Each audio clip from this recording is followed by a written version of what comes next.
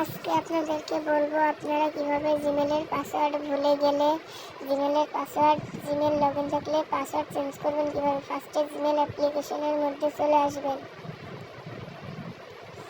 Gmail অ্যাপ্লিকেশনের মধ্যে আসার পরে উপরে যে অ্যারো বাটন আছে একটি, ওই অ্যারো বাটনে ক্লিক করুন। ক্লিক করার পর এই যে গুগল অ্যাকাউন্ট নামে যে সেটিংসটি আছে ওটার উপরে একটা ক্লিক করুন। ক্লিক করার পরে একটা ইনস্টল করে সাইড ইনস্টল করে সিকিউরিটি নামক যে সেটিংসটি আছে ওটার উপর ক্লিক করুন। ক্লিক করার পর ইনস্টল করার পরে এই পাসওয়ার্ড নামক যেই সেটিংসটি আছে ওটার উপরে একটা ক্লিক করুন। ক্লিক করার পর ফরগট পাসওয়ার্ড, ওই ফরগট পাসওয়ার্ডের উপরে একটা ক্লিক করুন।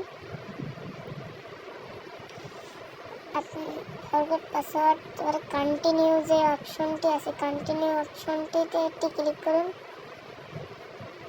ক্লিক করার পর আপনাদের যদি এই উপরে যে পাসওয়ার্ডটা দিবেন নিচেও সেম পাসওয়ার্ডটাই দিবেন, তাহলে নাহলে কিন্তু হইব না।